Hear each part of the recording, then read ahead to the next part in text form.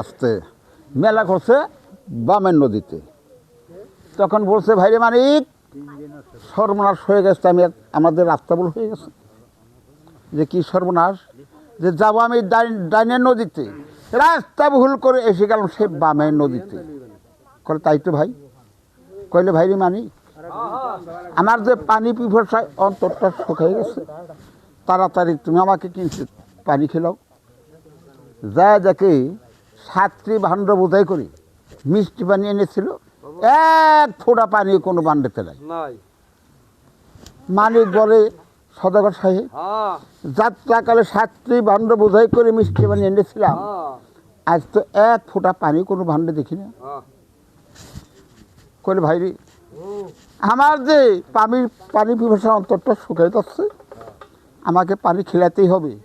ওই তো দক্ষিণ দিকে দেখা যায় বিলবাউর, ওই জায়গায় হয়তো নদী নালা বিল থাকতে পারে, তাই তোমরা 2টি মাঝি চলে যাও, এক বালতি পানি অনুসন্ধান করে নিয়ে এসো।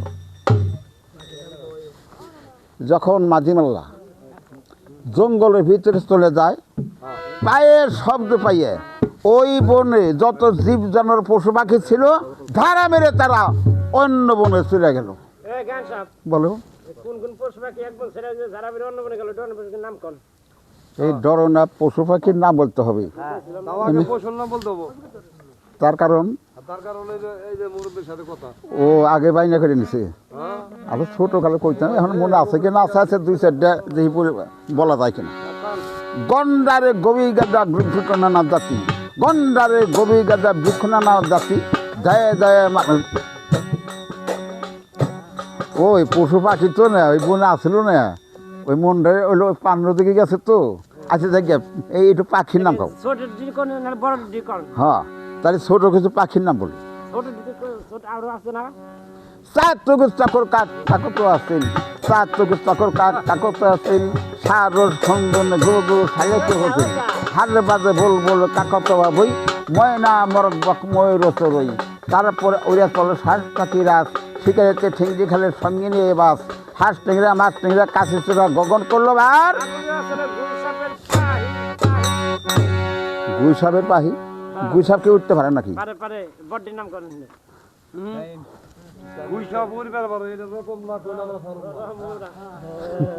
কারণ হলো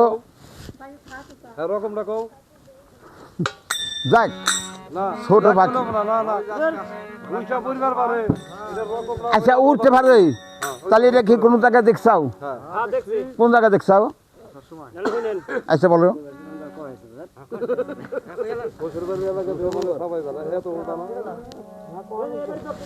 আচ্ছা গেলাম, লোকে বলে তাকে পুষ্কনি, তা থাকতে পারে। এক সাইডে আরাম গাছ আর বুকে আম গাছ আছে। হ্যাঁ তার কি কোনো পাক আছে না পয়ের আছে? বাইল আন্দান না আর বুকা বাইল জোসনা, বাইল জোসনা বড় তাকে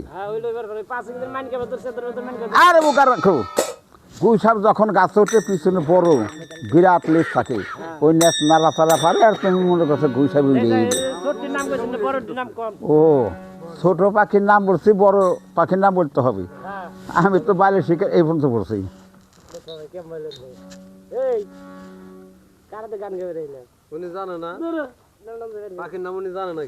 আছে আমারে বদনাম করতেছে বুঝে গেল। ছোট ছোট পাখির নাম কইলাম, কইলে কিছু জানে না। তাইলে এই যে গুইনা গেছে দেখো কত গাছে পাখির নাম আমার কাছে আছে। কারণ হলো এটা কিন্তু বাস্তব, আগে যে বাইলে শিক্ষা ছিল সেই বাইলে শিক্ষা কিন্তু এখন নাই। আমি যখন পড়াশোনায় গেলাম ছোটকালে, ওই প্রথম ওই বাইলের শিক্ষা আমার হাতে তুলে দিয়েছে আমার বাসে। ওই বাইলের শিক্ষার ভিতরে ইন্টারে পৃথিবীর ভিতরে যতগুলো পাখি না ওই ছোটকালে সবাই ব্যস্ত করে দিল।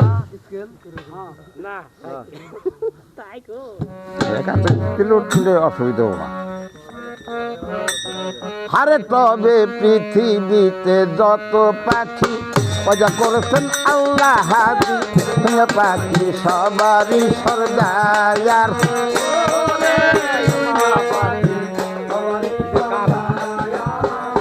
তবে তারে উপরে রয় রতনের ছায়া দেয় কোন পাখি তাহা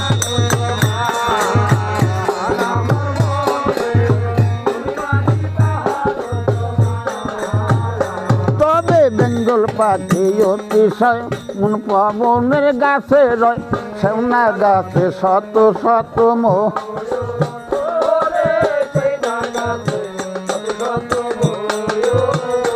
এই যে ভারতে এক লোক হয় দুটি করে বাচ্চা দেয় মানুষের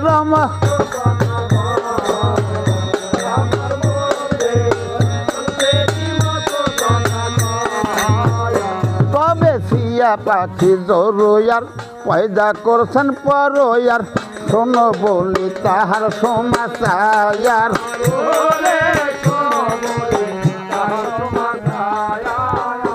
এই যে তাহার খুরা কয়তি তোদ দুগায় এক হাতি হাতিল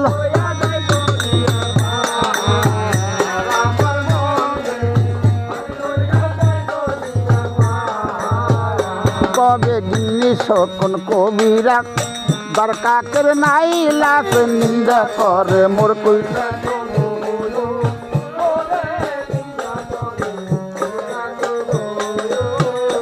এই যে গাইলে তেরো সালে বৈশাই করতে রে নিন্দা করে খেদায় তার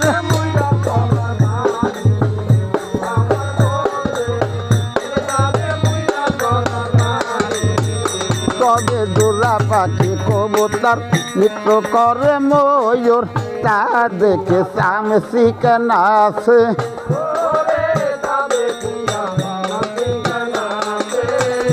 এই যে কয়রে এর কট কুইটে নাগর পাখি সরে বুই উর্দো পাখি সদায় তাকে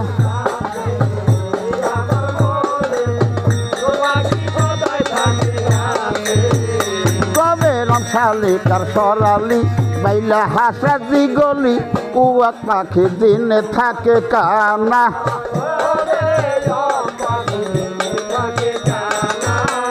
তারা যাকে উড়ে যাকে পরে যাকে তারা ইয়াহার আরে গিলার গলায় বান্ধ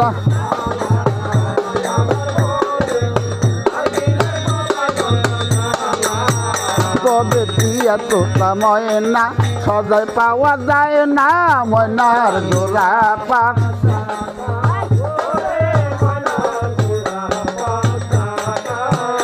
এই যে কাকা তুয়া সুখ পাখি বাবু লোকের হাতে দেখে সুন্দর পাখি নাচে ভালো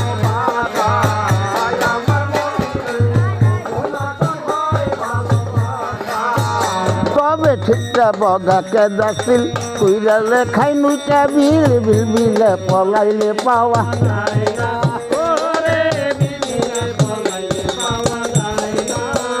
তবে ঠিকটা বগাকে দাসিল কইরা লেখাই নুইটা বিল বুঝি বগার আগে আর বাসে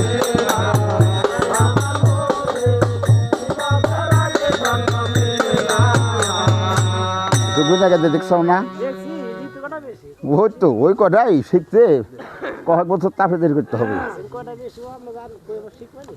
এই সময় পাখি পাখায় পাখায় তা করে আছে ওই মানিক মাঝি তালাশ করে মিষ্টি পানি তো কোথায় নাই হঠাৎ করে একটি ডেরা দেখতে পায় ডেরার বাহিরে ওই ছেলে পড়ে আছে তাই দেখিবার পায় তখনই মানিক মাঝি কর্ণধর মাঝির কাছে বলতেছে ভাইরে এই যে একটি মাসুম বাচ্চা দেখতে চমৎকার কোন মায়ে এত নিষ্ঠুর হয়ে এই জঙ্গলের ভিতর ছেলেকে রেখে চলে গেছে দ্বিতীয় মাঝি বলতেছে ভাই আমার মন বলছে এর মাকে এই জঙ্গলে বনবার দিয়েছিল হয়তো গর্ভবতী ছিল ছেলেটি জন্ম নেওয়ার পরে হয়তো কোনো বাঘবাল্যকে তাকে আহার করছে তাই এই মাসুম বাচ্চা একা পড়ে আছে কইলে ভাই একটা কাজ কর আমরা যে সদাগরে চাকরি করি তার তো কোনো ছেলে সন্তান নাই তাহলে ওই ছেলেটি নিয়ে সদাগরের কাছে আমরা দেব তাই মানিক মাঝি ওই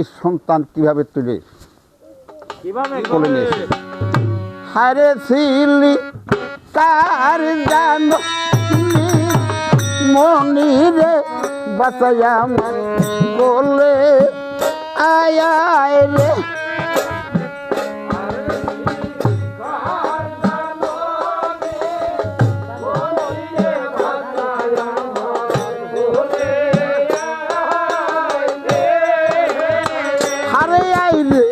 বাসা করি করলে তোরে আমি দেখি নয়ন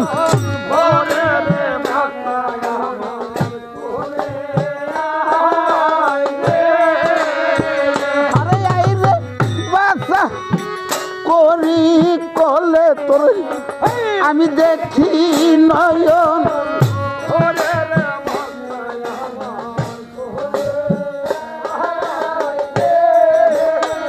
আরে কেমন তোমার মাতা পিতার আরে কেমন তোমার হিয়ার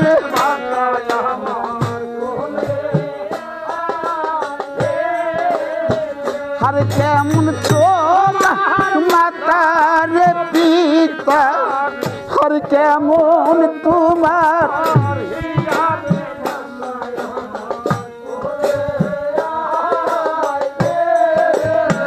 আরে এই বয়সে দিতে তোরে বাইরে আরে জঙ্গলে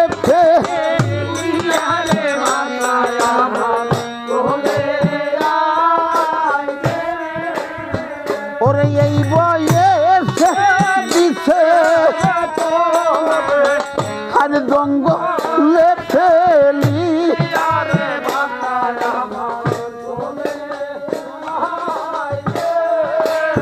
তাই কপালেতেই রাজটিকে দেখি তোর চোখে নয়ন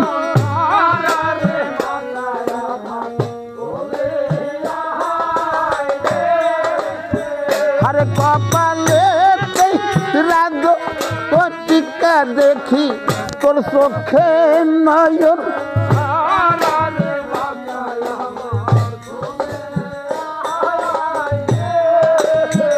আরে রূপসী হারায় দেখা যায় রে তোর সেই বাদশা রতি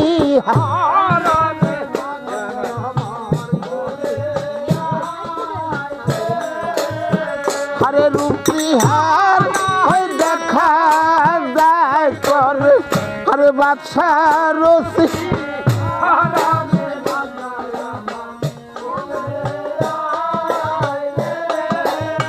তাই বিসমিল্লাহ বলিয়ার মানিক আর তুইলা নীল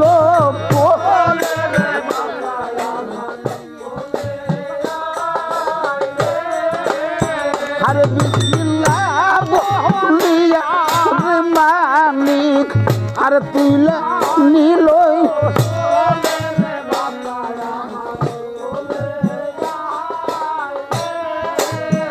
আর তোরে নিয়াই দিব আমি সেই নিজামতি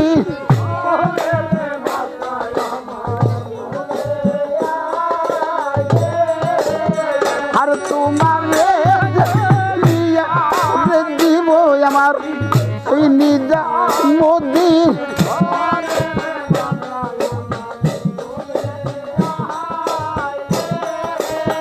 আরে সিলি কার জানি মনির বাচ্চায় আমার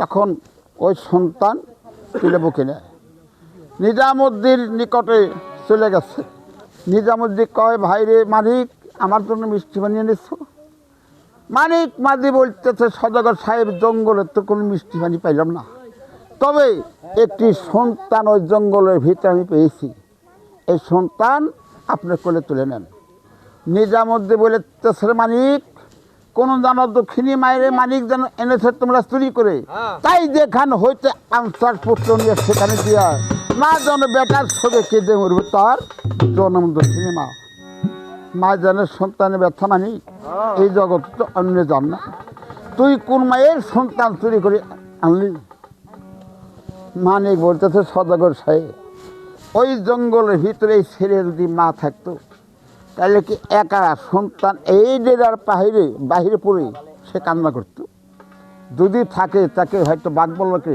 আহার করেছে তাই নিরুপায় হয়ে এই সন্তানকে আপনার জন্য আমি এনেছি এই কথা যখনই বলছে তখন নিজামুদ্দিন সদাগরে পানি পিপাসার নিবারণ হয়ে গেছে। যখন নিবারণ হয়ে যায় ওই সন্তান তুলে কোলে নেয়। কোলে যখন নিয়েছে তার প্রাণ তার শীতল হয়ে গেছে, সন্তানের কথা তার নিবারণ হয়ে গেছে। তখন বলতেছে মানিক রে, ওরে মানিক, যখন ওই ছেলের মুখ দর্শন করলাম আমার পানির পিপাসা নিবারণ হয়ে গেল। আর যখন আমি এই সন্তানকে তুলে বুকে নিলাম আমার যে অন্তর শীতল হয়ে গেল। আমার আর বাণিজ্যের দরকার নাই, চলো আমরা দেশের মানুষ দেশে চলে যাই। তখন ওই আবার দেশের মানুষ দেশে যাত্রা করে। যখন যাত্রা করে এটা শোনো আহমতি, জনম দক্ষিণী মা করেছে কন্দরগতি। জনম দক্ষিণী মা যখন এই বাঘিনী এই কথা বলে তখন সন্তানের কথা মনে করে তাড়াতাড়ি সাগরে নেমে একটি ডুব দিয়ে দেহমুক্ত করে অতি তাড়াতাড়ি চলে যায় সেই জঙ্গলের ভিতরে। এদিকে জঙ্গলের যে বাঘিনী, ছেলের নিগামন থাকতে থাকতে ছেলের কান্নাকাটি সহ্য করতে পারে না, তখন ওই ছেলেকে জেরা রেখে বাঘিনী অন্য হার করতে চলে যায় বা মায়ের তালাশে চলে যায়। ছেলে তো নিজামুদ্দিন সদাগর নিয়ে গেছে। জনম দক্ষিণী যায় দেখি ওই বাঘিনী মনটা ভার করে বসে আছে। যা বলতেছে বাঘিনী, ওরে বাঘিনী, তাড়াতাড়ি বুকের মানিক আমার বুকে দিত। পুরবেলা পশ্চিমে গেছে, বেলা অবসান হয়ে আসছে, না জানো দাদা মনের দুঃখ দিলে ভাষায় পাগল হয়ে আছে, দে দে সন্তান আমার বুকে তুলে দিলে। বাঘিনীর জনম দক্ষিণী মায়ের মুখের দিকে তাকে বলতেছে, মা মা, তাহলে তোমার মানিক তুমি নাও না। বাঘিনী রে, তুই আমার সঙ্গে ছলনা করছিস, আমার বাচ্চা আমি তোর কাছে রেখে গেলাম আর তুই বলো স্বামীর সন্তানই নেই। আর ছলনা করার সময় না, তাড়াতাড়ি বাচ্চা আমার বুকে তুলে দিল। তখন বাঘিনী দুই চোখের পানি ছেড়ে দিয়ে বলতো, মা আপনি যখন আমার কাছে সন্তানকে রেখে নদীতে গেলেন, আর আপনি আসেন না, আমি হয়তো চিন্তা করলাম না জানো আমার মায়ের কোনো বিপদ ঘটে গেছে, তাই সন্তানকে আমি ডেরা রেখে ও মা আমি যে তোমার খোঁজে গিয়েছিলাম, পরে এসে তোমাকে দেখতে পাই না আর তোমার সন্তানকে দেখি না, তাই আমি মনে করেছিলাম যে আদম জাত মনীষী এত ছলনা জানে, তার সন্তান নিয়ে সে কেন আপন দেশে চলে গেল। তাই আমি মনটা ভার করে বসে আছি ডিরের ভেতরের বাঘিনী। জনম দক্ষিণী বলতেছে, বাঘিনী আমি বুঝতে পারছি তোর মুখে লাল দেখতে পাই, আমাকে না দেখতে পেরে তুই আমার মুখের বাড়ি তুই হার করছার বাঘিনী। যখন এই কথা বলো তখন বাঘিনী দুই চোখের পানি ছেড়ে দিয়ে বলতেছে, মা মা তুমি জানো না আমি পশু হইতে পারি, তবু যে ছলনা জানি না। যেদিন আমার দুটি বুকের মালিক হারিয়ে গেছে, তোমার সন্তানকে দেখে আমার বাচ্চার শোক নিবারণ হয়ে গেছে। আমি যে তোমাকে আপন মনে করে তোমাকে লালন পালন করেছি, তা আমি যে তোমার সন্তান আহার করিনি, তাহলে তুমি বলছো আমি তোমার ছেলেকে আহার করেছি। বাঘিনী আমার কথা তুমি যখন বিশ্বাস করছো না, তবে কিভাবে তোমার বিশ্বাস হয় সেই কাজ আমি করব। তখন বাঘিনীর মনের দুঃখে গাছের সঙ্গে মাথা হেঁট করে নিজে যান সেই বাঘিনী নিজে পরিত্যাগ করে। যখন নিজে পরিত্যাগ করে বাঘিনী তুই চোখের পানি ছেড়ে দিয়ে বলতেছে, না রে এই বাঘিনী তো আমার সন্তান আহার করে নাই, আমার ছেলেকে হয়তো কোনো চোর না হয়তো কোনো গালিমে আমার সন্তানকে চুরি করে নিয়ে এসছে। ছিলাম স্বামী হারা পাগলিনী, আজ হইতে হইলাম সেই পুত্র হারা কাঙ্গালি। তাই বেটার সঙ্গে জনম দক্ষিণী মা কিভাবে রোদন করে। ওরে বলো রে কই বা দেশে যাই বেটা নাইয়া গো,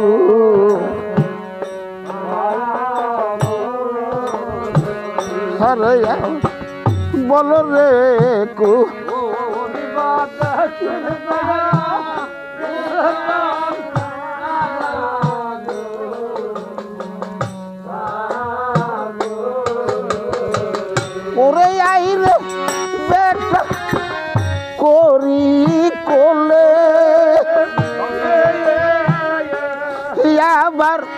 ডাকুই আমায় মা বো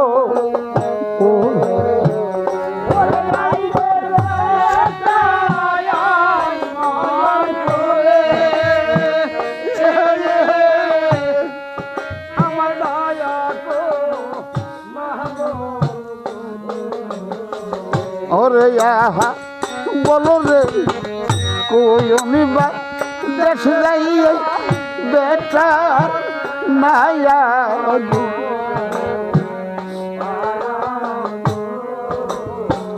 ওরে কোন বা তোরা করিল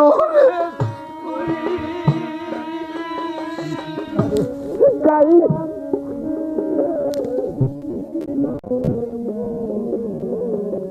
আরে করিবা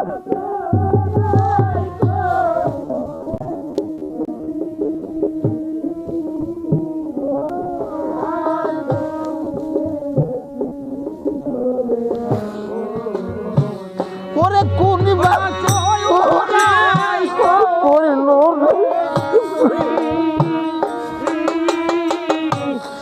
আমার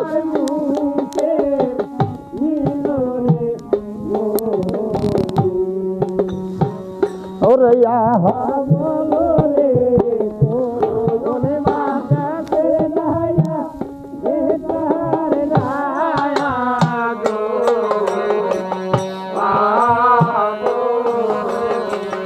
আমি 10 বার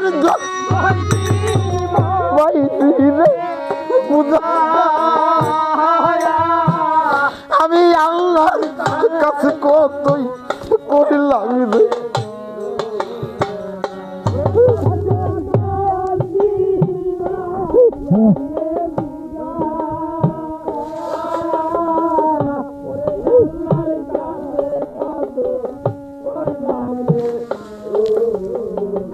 আমি 10 মাস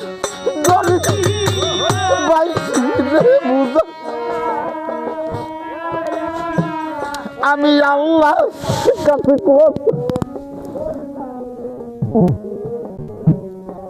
হায় রে তো ওই সেই বেটা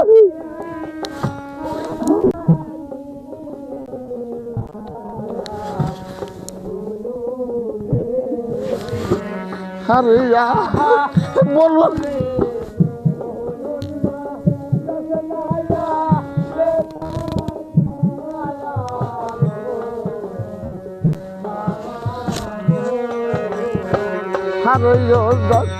বেটার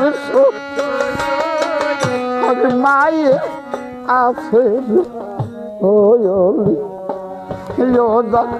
বেটার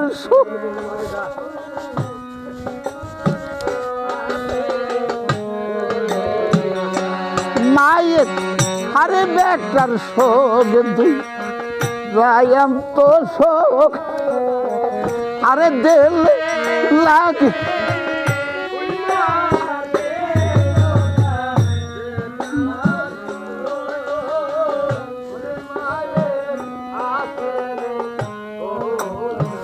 তাই বেটার শোক দুই তো শোকে ওদের দিল লাগে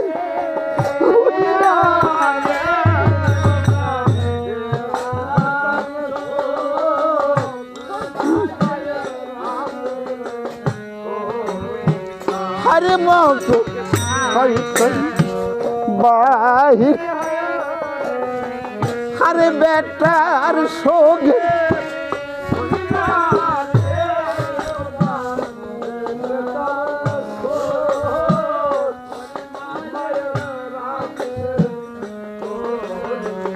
আরে বন্ধুকে ভাই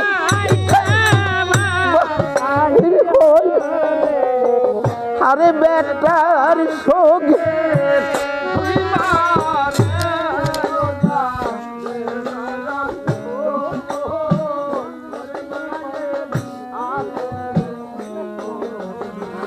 আমাকে ডাকি মা মা বইলেন আমি কার লইব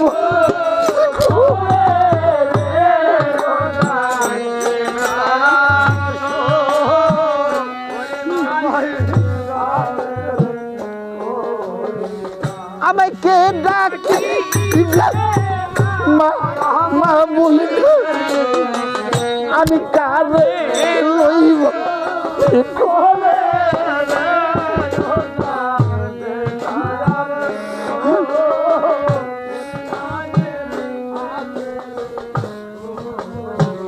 তাই এই ঘর হই ওই ঘরে যাইতে রে বেটা আমার অঞ্চল দইরে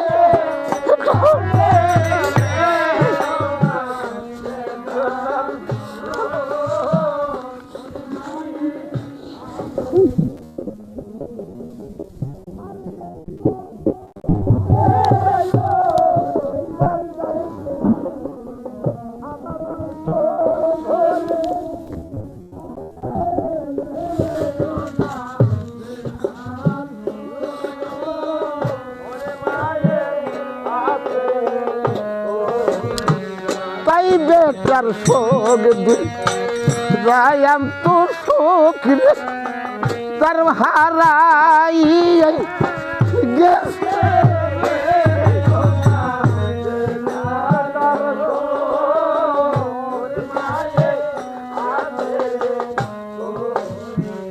আরে বেটার শোক রায়াম তো শোক রে হারে হারা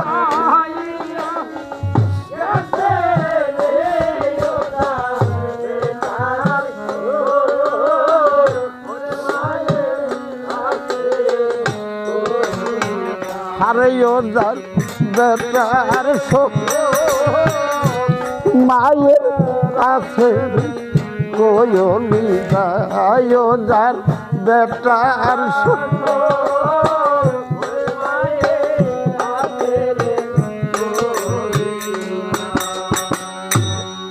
বেটার সঙ্গে পাগল হয়ে সারা বন তন্ন তন্ন করে ঘুরে এটাই সোনা মাহামতি নিজামুদ্দিন সদাগর করেছে কুন্দরগতি আপন দেশে যা ডঙ্কাই বাড়ি দিয়েছে নিজাম সদাগরের রমণী ধান দুইলা নিয়ে ওই নৌকাখানা বরণ করতে আসে নিজাম সদাগরের রমণী বলতে আছে সদাগর সাহেব আপনার কি বাণিজ্য হয় নাই যে কেন বাণিজ্য হবে না বলে আপনার নৌকা যে খালি দেখতে পাই তখন বলছে বেগম শুধু ধন রত্ন টাকা পয়সা হলিকের বাণিজ্য হবে মাহমুদ আল্লাহ এমনও বাণিজ্য আমাকে দান করেছে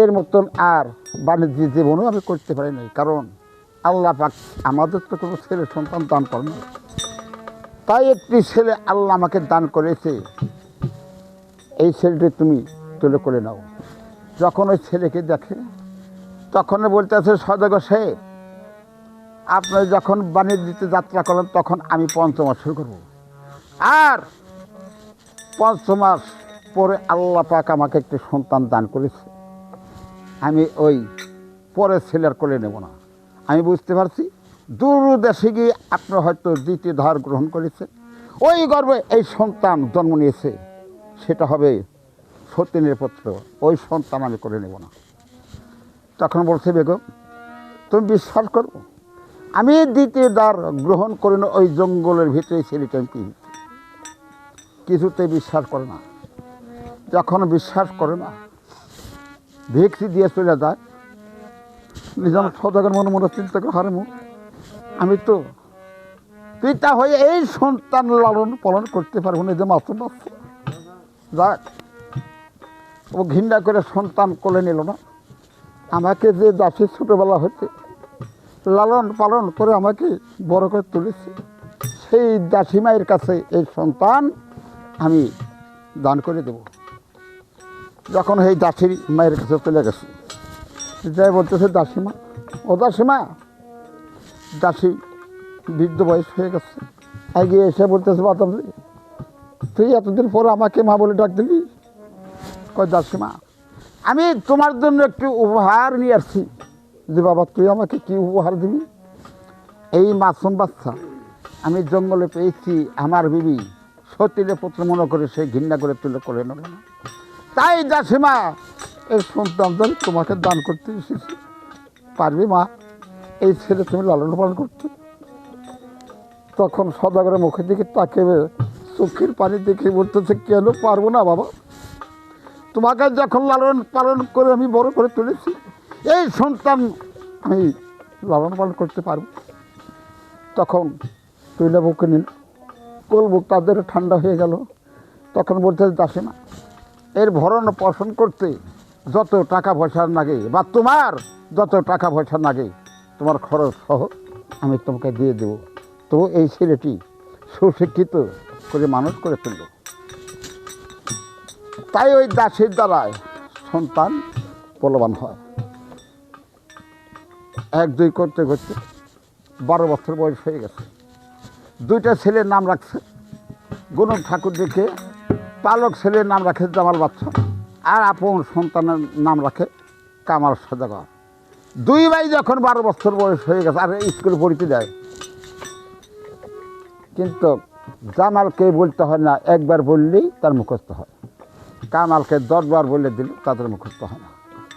তাই একদিন মাস্টার মশাই তাকে 2 ছুটি মার দিয়েছে যে তুমি লেখাপড়ি করতে তো পারো না, খালি ছেলেপেলের সঙ্গে তুমি খালি ঝগড়া করো। এই কইয়া 2টা বাড়ি দিছে। কাঁদতে কাঁদতে কামাল সদাগর বাড়ি চলে গেছে। মাই কামালের মুখের দিকে তাকে বলতেছে, কামাল তোমার চোখে পানি দেখতে পারি কেন? কামাল বলতেছে, মা আমি জামালের সঙ্গে পড়াশোনা পারি নিয়ে বলি, তাই মাস্টার মশাই রোজ রোজ আমাকে 2-3টা করে বাড়ি দেয়। করে তোমাকে খালি বেতের বাড়ি দেয়, জামালকে দেয় না। কই মা ওকে দেব কি? ওকে যদি একবার বলে 2বার আর বলতে হয় না, আমাকে মা 10 বার বলে দিলেও একটি কথা আমার মনে থাকে না। কয় তাহলে তো তুমি ভালো ছাত্র, তুমি যে লেখাপড়ি করো আর জামাল যেভাবে লেখাপড়ি করে দেখো না, তোমার বাপদান ওই জামালকে ভালোবাসা একটু ওই আগরবাতি জ্বালাই দিয়েছে। কবে যেন বিষয় সম্পত্তি সব ওই জামালের নামে লিখতে করে যায়। কয় মা আমি কি বাবার সন্তান না? আমাকে এই লেখাপড়ি পাইনি বলে আমাকে জায়গা তুমি কিছুই দিব না? কয় না বাবা, তুমি জান না, ওই জামাল তোমার শত্রু। সে মা আমার শত্রু? হ্যাঁ, তোমার জামাল তোমার আপন ভাই না। তাহলে সে কেমন ভাই? করে তোমার পিতা বাণিজ্যের পথে যাত্রা করে আসার সময় ওই জঙ্গল হইতে এই সন্তান কুড়িয়ে আনে। তাই দেখো যার সন্তান তো, তাই হয়তো ওর লেখাপড়ি ভালো হবেই। কয় তাহলে কি করব? কইলে বাবা তুমি চলে যাও তোমার বাপদানের কাছে, যে বলবে যে আমার সদাগরের ছেলে, আমাদের বেশি পড়াশোনার দরকার নাই, আমরা বাণিজ্য করতে যাব। তুমি যদি বাণিজ্যতে যাও তাহলে এই যে আমরা তোমার সঙ্গে চলে যাবে। কামাল কমা বাণিজ্য কাকে বলে? এটা খায় না মাথায় নয়। কলার বোকা, বাণিজ্য কি তুই করবি? বাণিজ্য করবো আমি, টাকা পয়সা যত যা লাগে আমি দিই, কিন্তু তোমার বাপদানের কাছে আগে চলে যাবো। তখন বাপদানের কাছে যায় বলতেছে, বাপদান নিজামুদ্দিন বলে, বাবা তোমার মুখখানা মূল্যায়ন দেখতে পারছি কেন? কল বাপদান আমরা হলাম সদাগরের ছেলে, আমাদের এত পড়াশোনার দরকার কি? করে কী করবে চাও? বলে বাণিজ্য করবো। যে বাণিজ্য করবে? বাণিজ্য বাবা কামাল তুমি করতে পারবে না, এই জগতে বাণিজ্য করলে একমাত্র জামাল করতে পারবে। তখন কামাল মনে মনে চিন্তা করে, যখন বাপের কাছে এত ছলনা না করলে তো সে আমাকে ভালোবাসবো না। কয় বাপদান ওই জামালই তো আমাকে বাণিজ্যের কথা বল। কয় তাই না? কইল হ। কয় তুমি জামালকে ডাকো। জামালকে ডাক দিছে, জামাল বাপদান তোমাকে ডাকে। যাইয়া তার চরণে ভক্তি দিয়ে বলতেছে, পিতা কেন আমাকে স্মরণ করেছেন? কলে জামাল তুমি কি তোমার মেয়ে ভাইকে বাণিজ্যের কথা বলছো?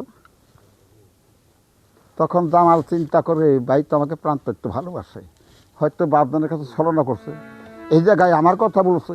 আমি যদি স্বীকার না করি তাহলে বাপদান হয়তো মিয়া ভাইকে আঘাত করতে পারে। তখন বলতেছে, হ্যাঁ বাপদান আমি মিয়া ভাইকে বলছিলাম কিছুদিন আগে, নিজামুদ্দিন ঠিক পেয়েছে। বলতেছে আসলে বাবা তুমি তাকে কিছুই বলো না, তবে তুমি তাকে প্রান্তত্বে ভালোবাসো তোমার মিয়া ভাই, তাই তার মারের হাত হইতে তাকে তুমি বাঁচাইয়ে দিলে। বেশ, ছোটো ভাইয়ের কাম তুমি করছো। তবে কামাল যদি বাণিজ্য দিতে যায় তুমি কি করবে? তুমি যাবে না? বললে বাপদান 2 ভাই একই সঙ্গে থাকি, একই সঙ্গে লেখাপড়া করি, একই সঙ্গে খেলাধুলা করি, একই বিছানা আমরা দুই বেশ হয়ে থাকি।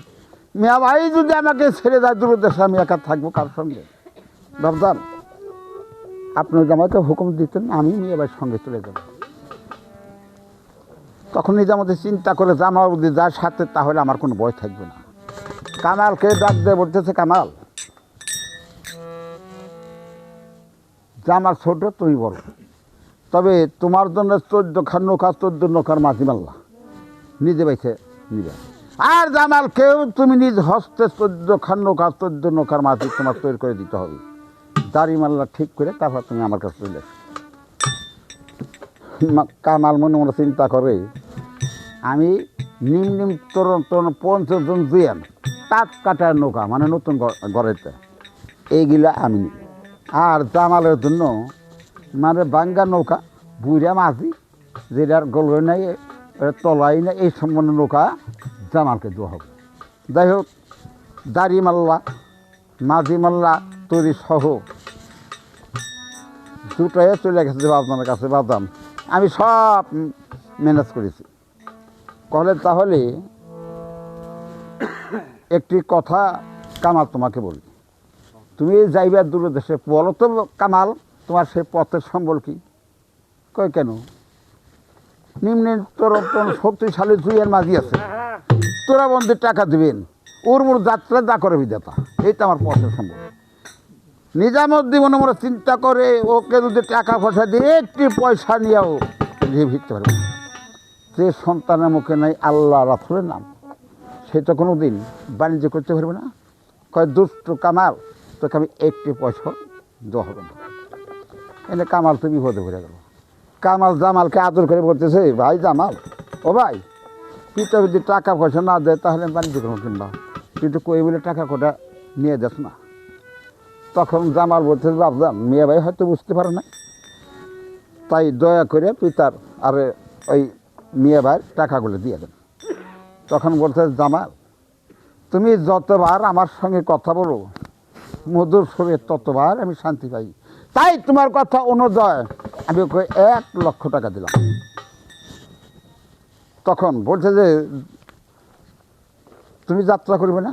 কয় না পিতা, সামনের 7 দিন নক্ষত্র, যাত্রা নাস্তি,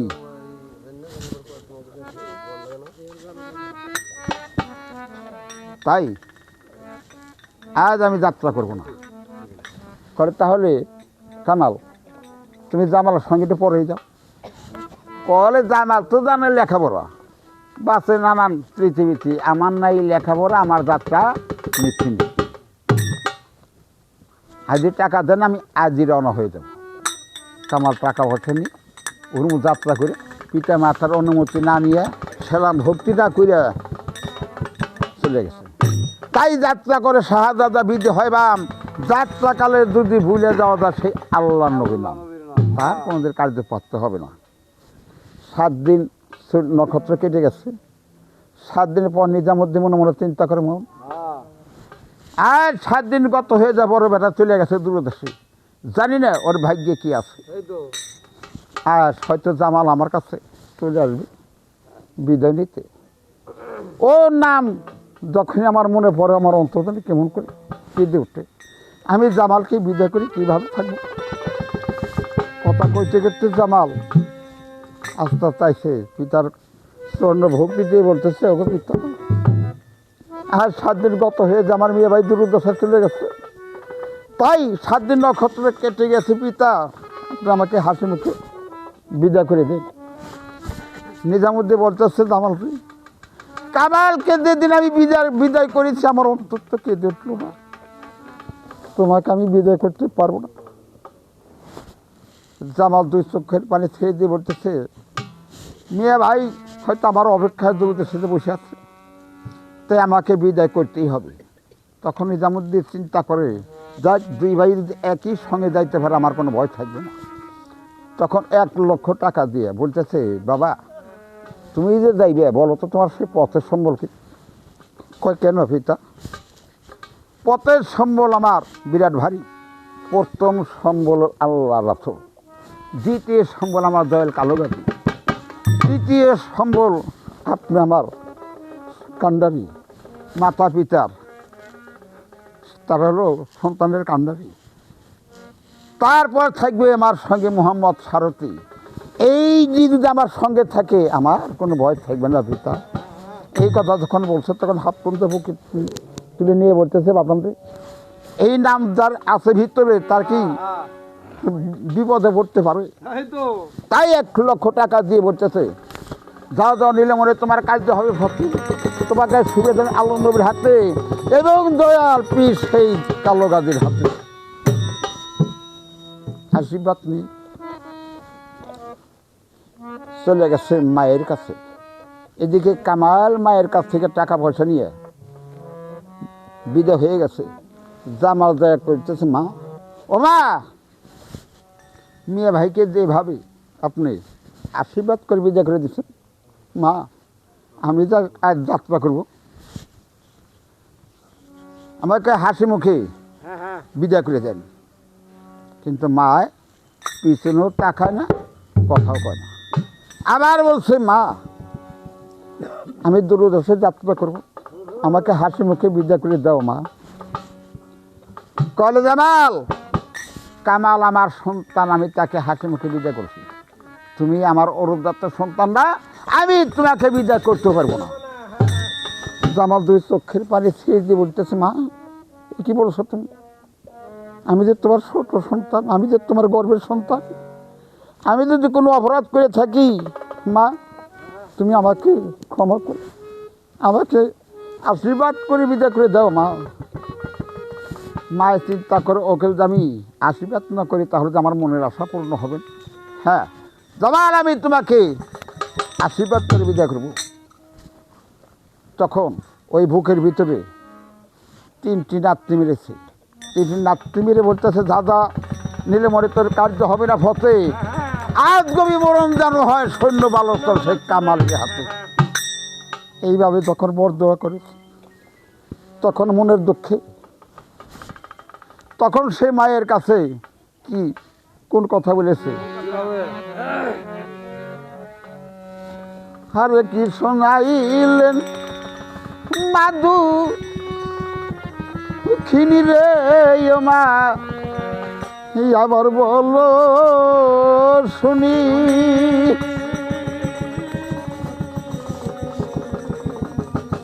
আমার নিবাসিল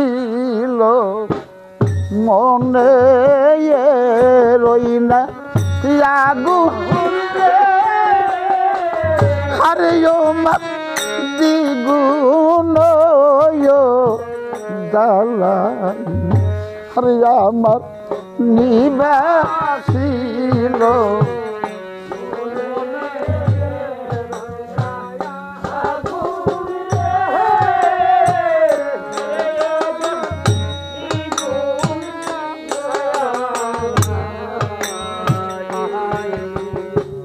হারে বাইয়ের নৌকা বড় মুসলমান দানার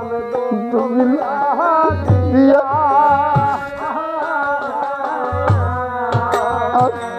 আমার নৌকা বড় রইনা বর্ষা, আরে ও মা বাসি ছায়ো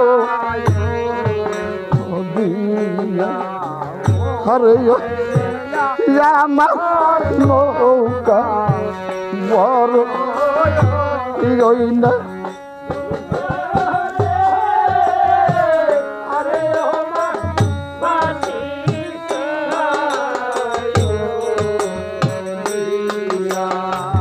আরে আমি যাব দূর দেশ মায়া তোমাকে ছাড়িয়া,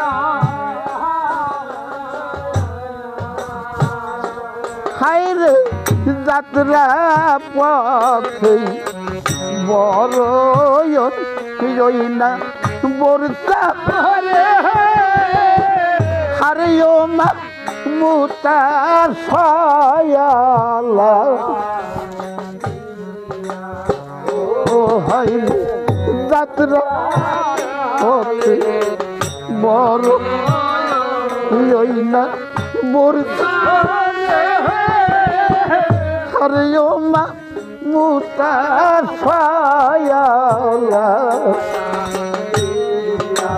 মা মিয়া নৌকার বরণ বললে ধান দুবলে দিয়ে, আর আমার নৌকার বরণ বললে তুমি বাসি ছাই, আর আমি আমাকে তুমি লাথি বর দোয়া করে দিলে মা। তবু যদি কোনো অপরাধ তোমার কাছে করে থাকি তুমি আমাকে ক্ষমা করে দিও। চলে গেছে দাসীমার কাছে, দাসীমার কাছে যে বলতেছে দাসীমারে ও মা, দাসীমার চোখে পানি দেখে বলতেছে বাবা জামাল তোমার চোখে পানি দেখতে পাচ্ছি কেন? বলতেছে দাসীমারে দাসীমা আমি যাবো দূরে দেশে গিয়েছিলাম আমার মায়ের নিকটে, মা আমাকে কীভাবে আশীর্বাদ করেছে জানো দাসীমা? বলে কীভাবে? দাসীমারে আমার বুকে নাচতে মেরে বর দোয়া করেছে আমার দূরদর্শী মৃত্যু হোক, আর নৌকায় বাসি ছাই ছিটিয়ে মোতা সলদা ঝাড়টা করে দিয়েছে। সত্য করে বলো তো মা, এই নিজামুদ্দিন সদাগর রমণী আমার আপন মা হবে কি? দাসীমা চিন্তা করে এতদিন তবে গোপন রাখছিল। আর যদি আমি ওর কাছে মিথ্যা কথা বলি তাহলে আমি আল্লাহর কাছে গুণা করে হয়ে যাবো। হয়তো ও আইসার আমাকে নাও তো পাইতে পারে, তাই বলছে আমি আর গোপন রাখবো না। তখন বলতেছে জামাল রে বাবা, আজ আমি তোর কাছে সত্য কথা বলবো। দাসীমা এমনকি সত্য কথা তুমি লোকাই রেখেছো মা? বললাম বাবা রে, তুমি যে বাড়ি থাকো যাকে তুমি পিতা বলে ডাকো সে তোমার আপন পিতা না, আর যাকে তুমি মা বলে শ্রদ্ধা করো ভালোবাসো সে কিন্তু তোমার আপন মা না। কয় কি তাহলে আমার কে মাতা পিতা? কয় বাবা আমি তা বলতে পারবো না, তোমার পিতার সঙ্গে মানিক মাঝে গিয়েছিল বাড়িতে করতে, তাই জঙ্গল হইতে তোমাকে কুড়িয়ে আনছে কে তোমার মা কে তোমার পিতা বাবা আমি বলতে পারবো না, হয়তো মানিক বলতে পারবে।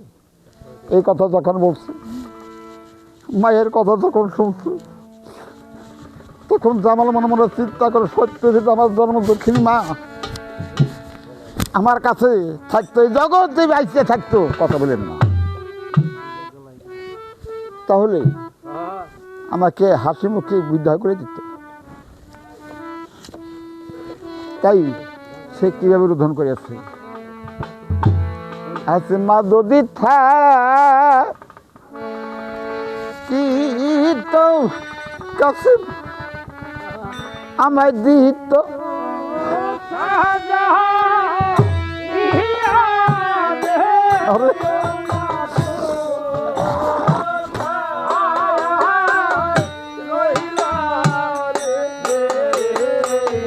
আছে মা যদি থাক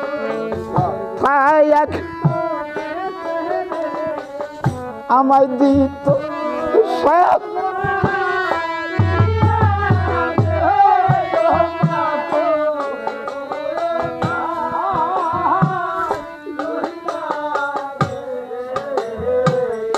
আমার অন্তর খুইলে দিত আমায়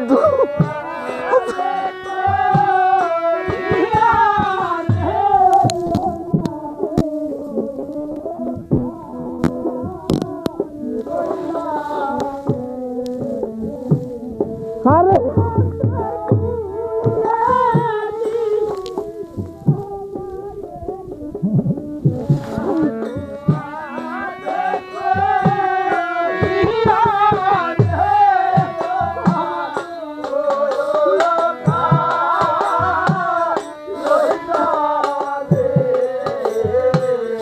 আমার মার মতো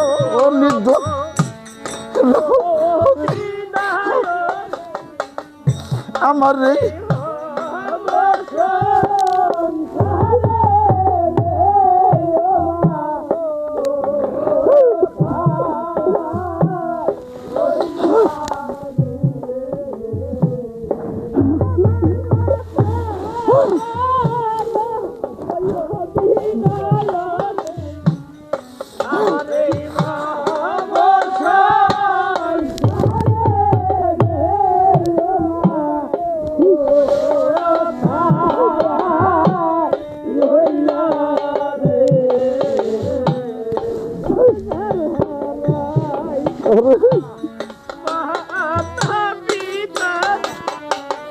আরে সেই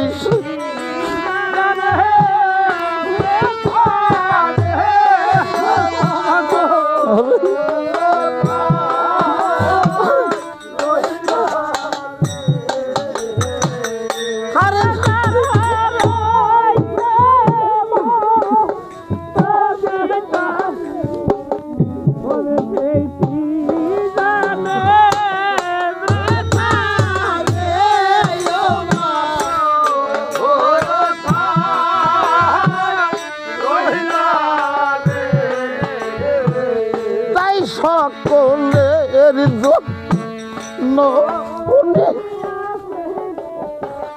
তারা ডাকে মা।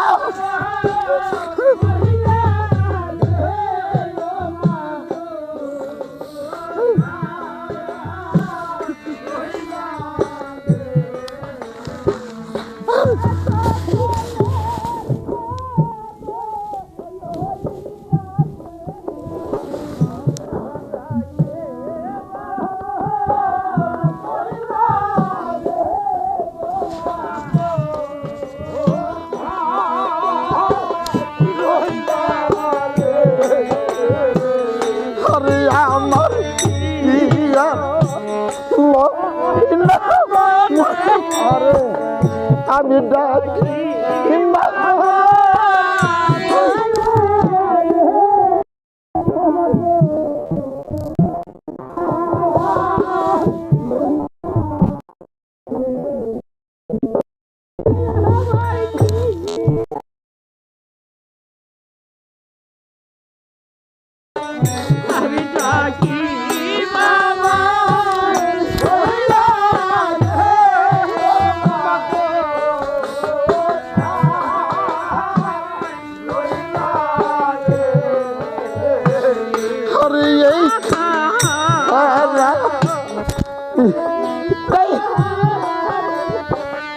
আমি একদিন এই সব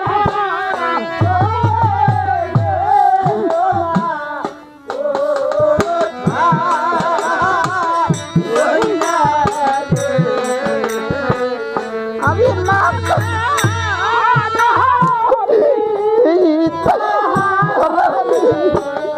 আমি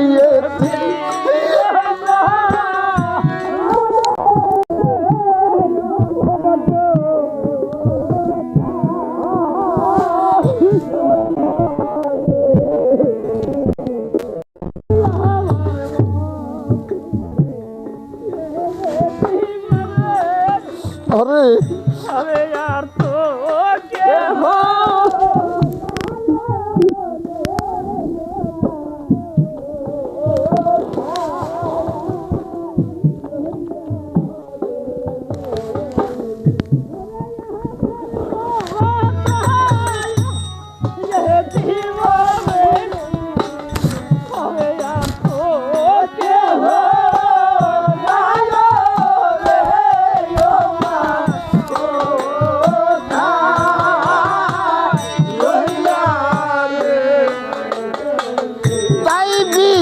সেই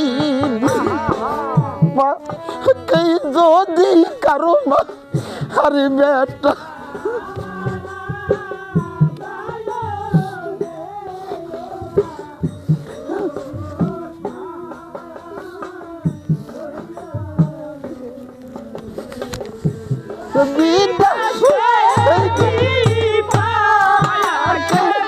যদি কারো আমার বেটা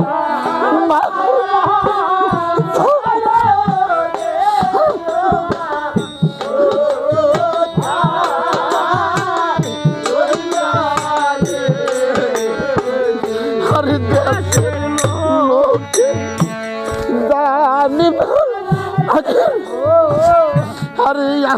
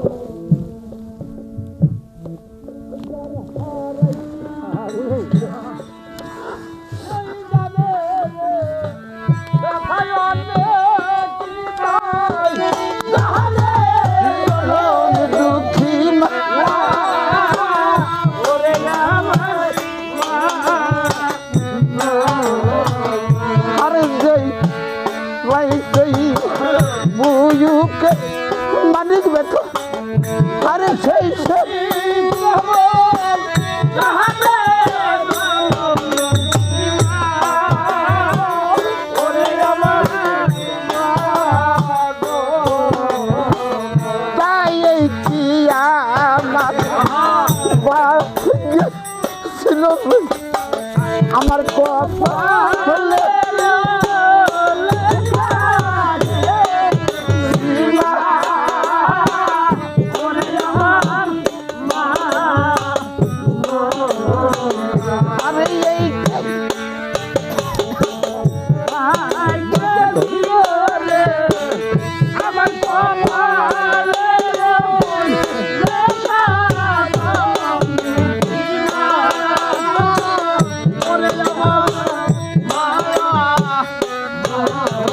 ডাকে মা বলেছে জামাল, ওই ডাকিনির দোয়ায় যে তোমার কিচ্ছু হবে না। আমি যদি তোমাকে লালন পালন করে থাকি, ছোটবেলায় ছিল আপন সন্তানের মায়া মমতা দিয়ে আমি তোমাকে বড় করেছি বাবা, তাই আমি তোমাকে হাসি মুখে বিদায় করে দেব। তাই বলছে যাও দল, যাও দল নিলে মনে তোমার কাজটা হবে সত্যি। আজ তোমাকে সম্পন্ন করে দিলাম সেই আল্লাহ নবীর হাতে এবং পীর জিন্দা দয়াল কালাবাজির হাতে। দাসী মায়ের আশীর্বাদ নিয়ে চলে গেছে মানিক মাঝির কাছে। মানিক মাঝি বলতেছে, ভাই তোমার চোখে পানি দেখতে পাচ্ছি কেন? মানিক মাঝি বলতেছে, ভাই দেখতে বড় দুঃখের কথা, যাত্রা পথে আমার মাঝে আমাকে বরদোয়া করে বিদায় করেছে।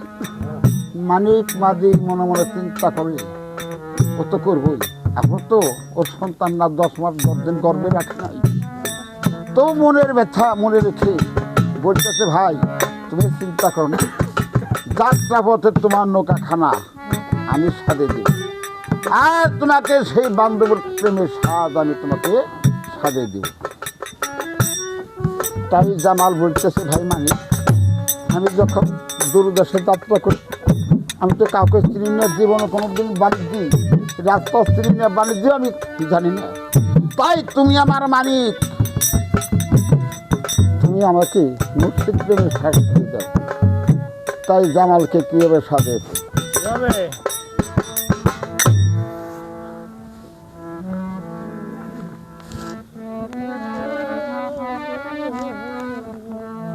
আরে ডেঙ্গার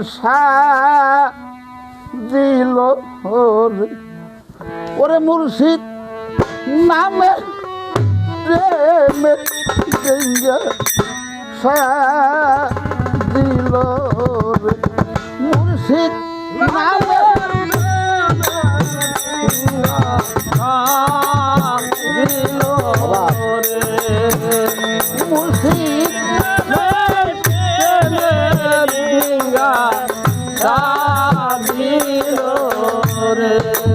প্রথমে যাইল রে নামে খালো পেটি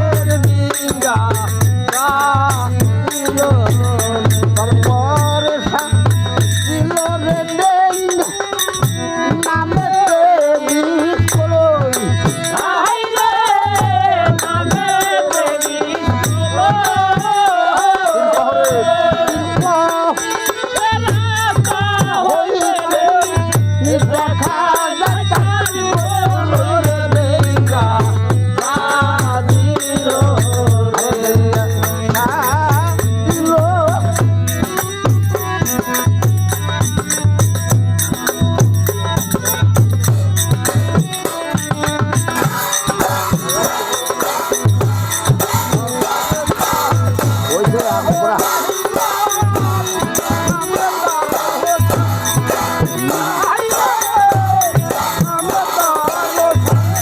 রোববার কাটিয়ে দিনটা করে দেখতাম আমি